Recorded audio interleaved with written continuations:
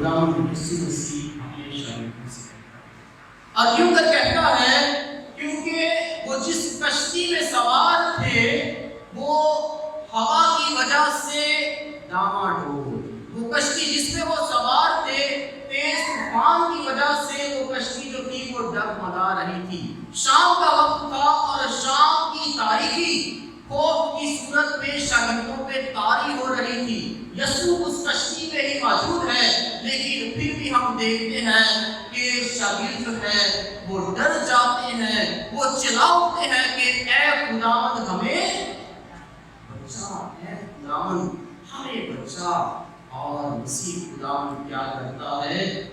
وہ ہوا کو جھڑک دیتا ہے اور جھیل کو بھی خاموش کروا دیتا ہے۔ اور پھر کلام اقدس میں لکھا ہے کہ پھر وہاں پہ بہت ہی امن ہو گیا۔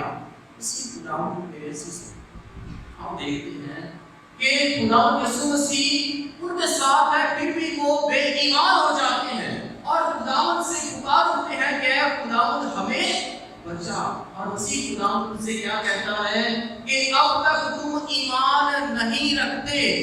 یہ انجیل مقدس کے الفاظ سے مبارکہ ہے کہ اب تک تم ایمان نہیں رکھتے۔ یسوع نے ایسا کیوں کہا؟ کیونکہ مسیح خداوند جو ہے ان کے درمیان بیٹھے ہوئے بہت سے کرشمات کر چکا، بہت سے عجائبات کر چکا تھا۔ مسیح خداوند جو ہے وہ اندھوں کو بینائی دے چکا تھا۔ ان کے سامنے جو ہے ہزاروں کو جو ہے وہ جو ہے سیر کر چکا تھا کہ جب اس نے روٹیوں کو اور مچھلیوں کو برکت دی، جب اس نے نابینا شخص کو بینائی عطا کی، جب اس نے لنگڑوں کو چلنے کی قوت عطا کی، جب اس نے آسیب زدوں کو نئی زندگی بخشی، جب اس نے کوڑیوں کو پاک کیا، حتیٰ کہ مردوں کو بھی زندہ کیا۔ اور جب مسیح خداوند ان کے ساتھ ہے تو وہ جو ہے اس طوفان میں جو ہے وہ ڈر جاتے ہیں، وہ ڈاواڈول ہو جاتے ہیں۔ اور یسوع ان سے کہتا ہے کہ اب تک تم ایمان نہیں رکھتے۔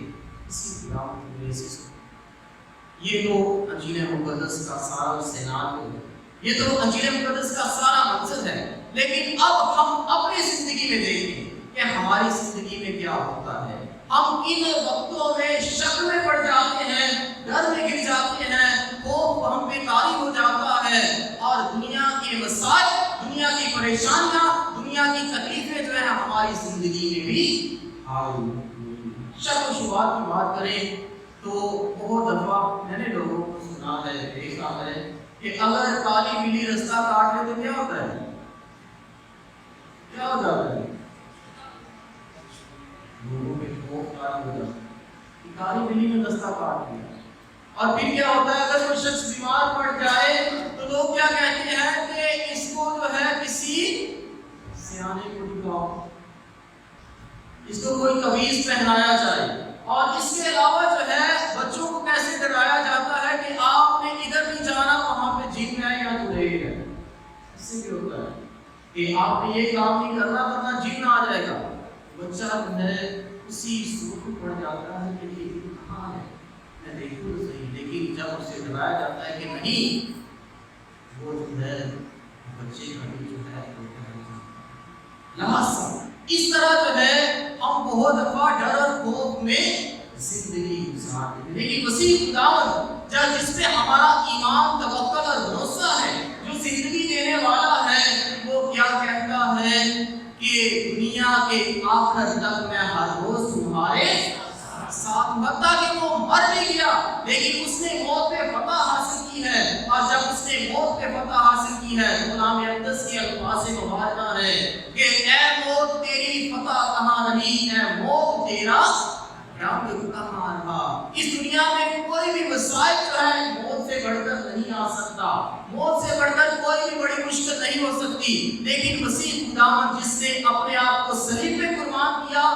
وہ مر گیا تاکہ ہمیں جو ہے وہ ہمیشہ کی زندگی حاصل ہو سکے۔ اور آج کی دوسری تلاوت یہی بیان کرتی ہے کہ مسیح خداوند جو سب کے لیے مر جاتا ہے، ہم سب کو نئی زندگی عطا کرتا ہے۔ اور وہ اپنے ایمان لانے والوں کو یوں فرما دیتا ہے کہ دیکھ دنیا کے آخر تک میں ہر روز تمہارے